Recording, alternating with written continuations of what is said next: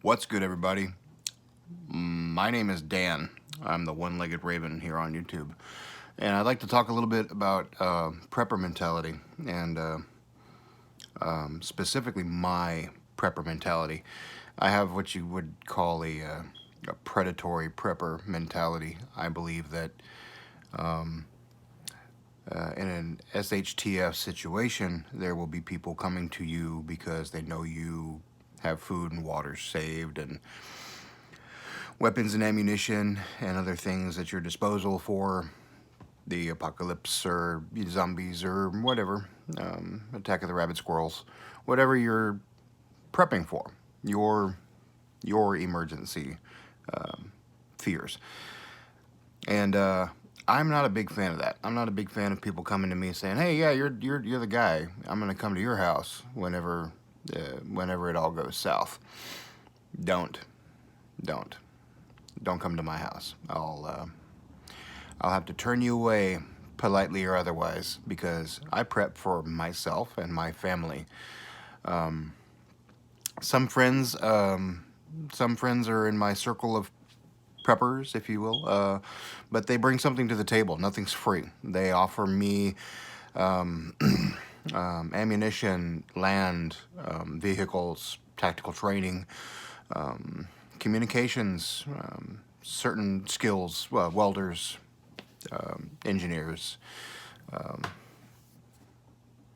certainly certainly nobody has a free ride when it all goes down.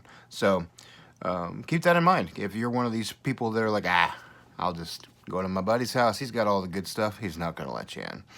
And if he does let you in, he's going to be looking at you sideways, seeing how many resources you're taking up without putting anything back. Not a good look. Not a good look when it's when you're one step away from being homeless, pretty much. If you're staying on his property at his base camp with his people, you might think you're one of his people, but if you're not bringing anything to the table, you're not eating.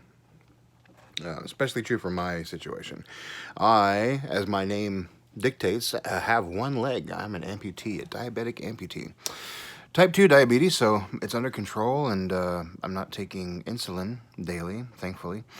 But yeah, I'm also obese. I'm overweight, and I prep for my situation. You need to look at your own situation. A lot of preppers are overweight, and they don't think about that. When it comes to their preps, they watch all these videos on YouTube and everywhere else, and oh, these shows are magnificent. But are you really taking into consideration your specific situation? Are you a fat shit? Do you like Cheetos and Dr. Pepper? Then you need to have a stash of Cheetos and Dr. Pepper. Otherwise, you're going to be eating what you can. You know, emergencies are not time to be watching what you eat either. So, you know, don't be afraid to pack some candy bars in your go bag.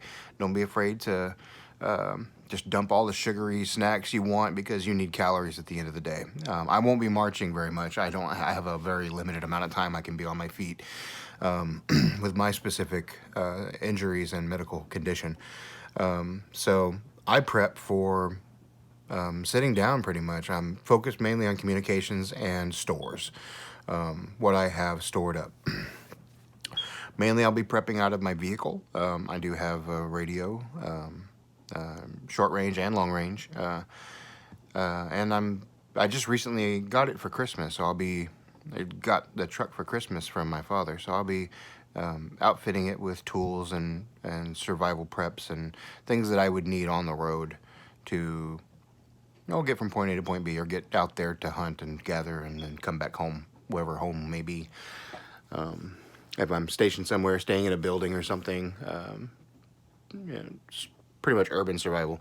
You're going to be staying in one spot for a short amount of time and then going out to scavenge for parts for that thing you're building, or gasoline, or food, or water, or if you're in the medical profession, or a first responder, or law enforcement without leadership,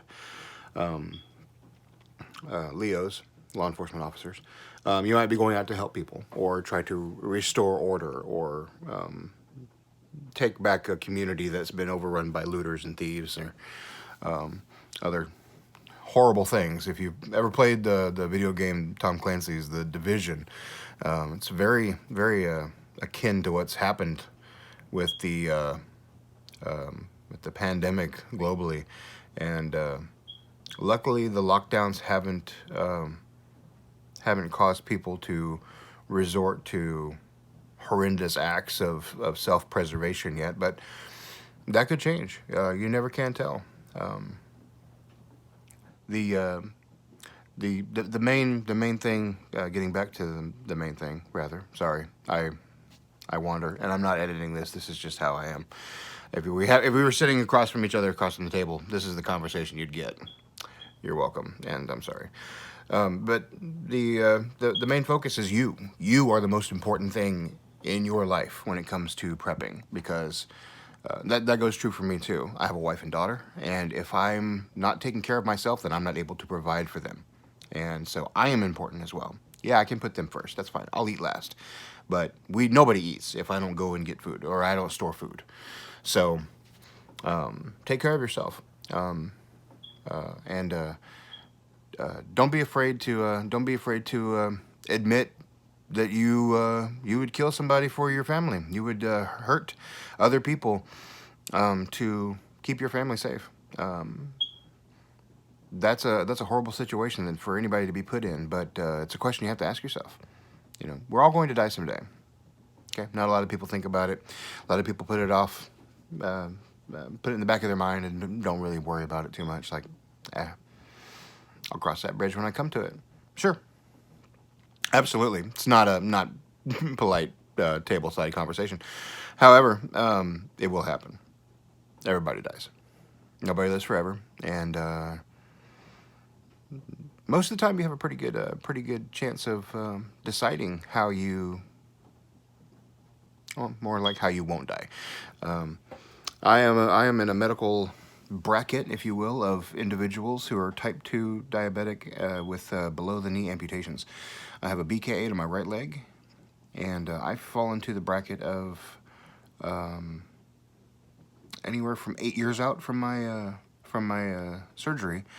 I will experience medical complications that will ultimately end my life.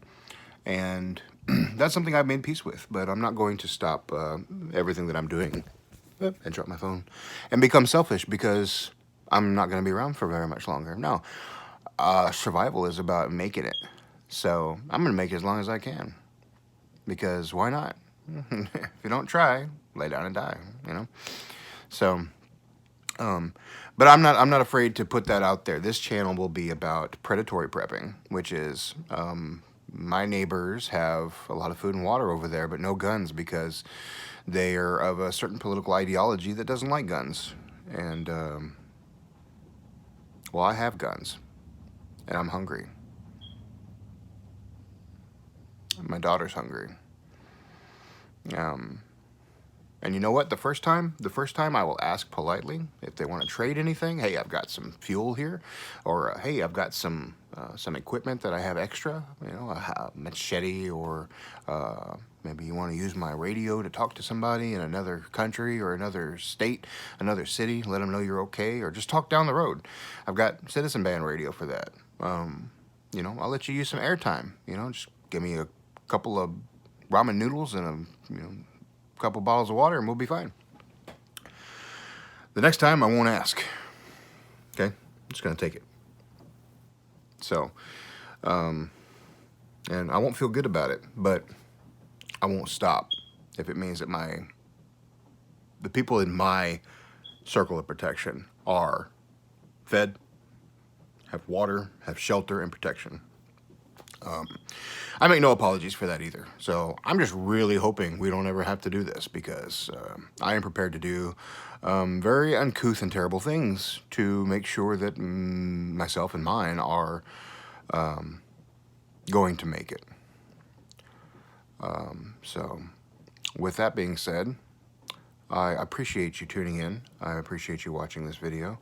And if you've made it this far, leave a comment down below, like, and subscribe. And share this video with your friends. See who else has some crazy ideas about prepping. But as always, take care, and I'll see you in the next video.